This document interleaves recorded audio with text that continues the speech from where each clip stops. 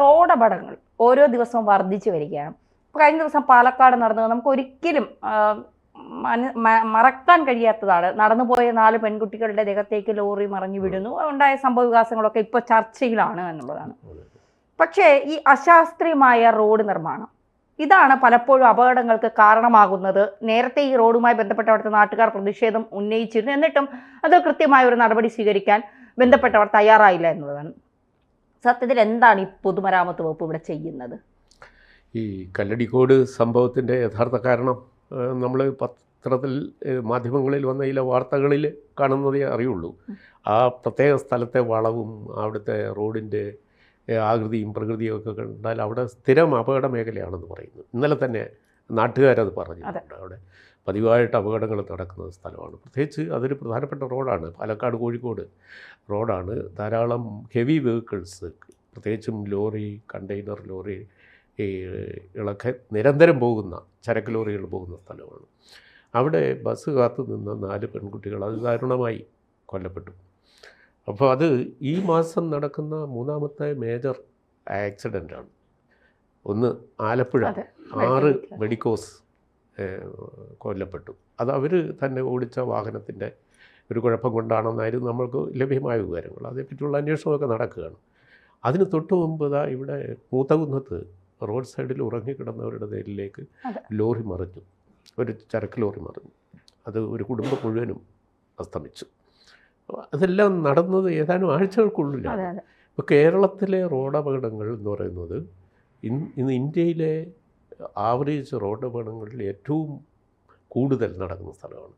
ചെറിയൊരു സംസ്ഥാനമാണ്. മഹാരാഷ്ട്രയേക്കാൾ കൂടുതൽ റോഡ് അപകടങ്ങൾ. ഏറ്റവും കൂടുതൽ ഹെവി വെഹിക്കിൾ പോകുന്ന ഒരു പ്രധാനപ്പെട്ട സംസ്ഥാനം ബോംബെ വഴിയുള്ള മഹാരാഷ്ട്ര, പൂന ആ സെക്ടറിലാണ്.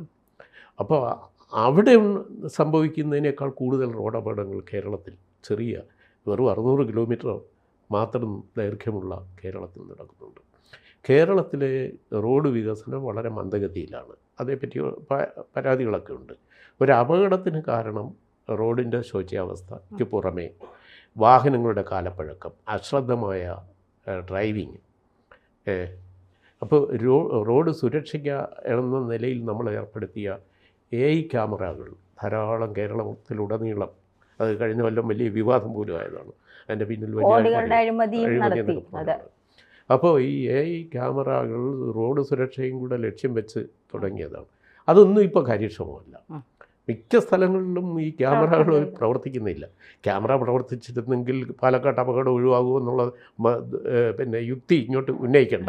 കാരണം നമ്മൾ ഇതും കൂടെ ലക്ഷ്യമാണ്. ഇപ്പോൾ ഒരു അശ്രദ്ധമായ ഡ്രൈവിങ് അല്ലെങ്കിൽ എന്തെങ്കിലും വെഹിക്കുലർ റോഡ് ഡ്രൈവിങ്ങിൽ എന്തെങ്കിലും ഒരു പൊരുത്തക്കേട് കണ്ടാൽ കൈയോടെ പിടിക്കാനാണ് ക്യാമറ വെച്ചത്. അപ്പോൾ ഇപ്പോൾ അത് ഒന്നും ആരെന്ത് കുറ്റം കാണിച്ചാലും സൈഡ് തെറ്റി വന്നാലോ ഓവർടേക്ക് ചെയ്താലോ ഓവർ സ്പീഡിൽ വന്നാലോ പിടിക്കാനുള്ള ക്യാമറകളൊന്നുമില്ല. അപ്പോൾ ഈ ഒഫൻസസ്, ഡ്രൈവിംഗ് പിഴവുകൾ കണ്ടുപിടിക്കുവാനുള്ള സംവിധാനങ്ങൾ ഇല്ലാതായിരിക്കുന്നു. അത് അപകടം കൂട്ടാനുള്ള കാരണമാണ്. ഒരു വർഷം 4000 പേരാണ് കേരളത്തിലെ റോഡുകളിൽ പൊലിയുന്നത്. ശരാശരി കണക്കാണ് ഞാൻ പറഞ്ഞത്.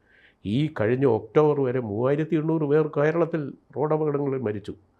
40,000 അപകടങ്ങളുണ്ടായി. ഇത് എല്ലാ വർഷവും ഏകദേശം 1,00,000 അപകടങ്ങളുണ്ടാകുന്നുണ്ട്.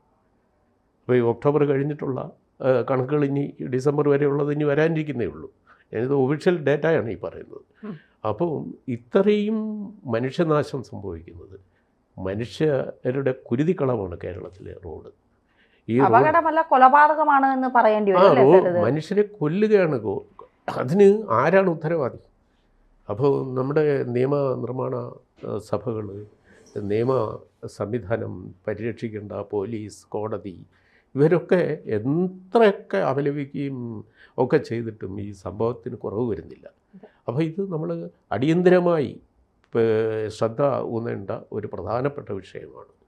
ഇപ്പം നമ്മളിപ്പോൾ റോഡിലെ കുഴികൾക്കെല്ലാം കാരണം പൊതുമരാമത്ത് മന്ത്രിയാണ് എന്ന് പറയുന്നത് ഒരു എളുപ്പമാണ് നമുക്ക് പറയാൻ.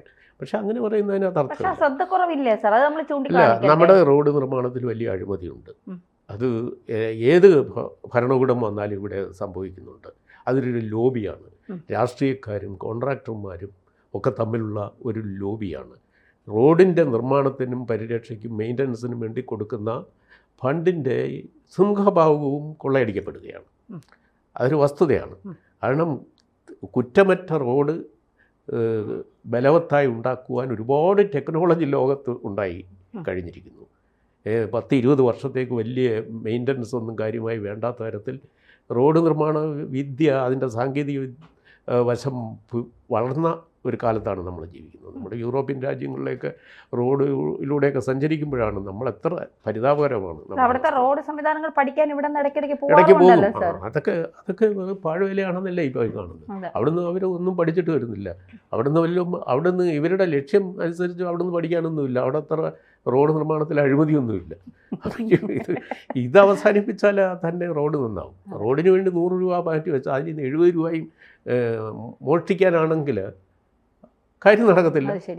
അത് ആ അവസ്ഥ മാറണം. കാരണം ഇതൊരു ലോബിയാണ്. റോഡ് കുറേ ചീത്തയാകണം ഒരു മഴ കഴിയുമ്പം, എന്നാലേ ഈ മെയിൻ്റനൻസ് ഫണ്ട് എടുത്ത് ഉപയോഗിക്കാൻ പറ്റും.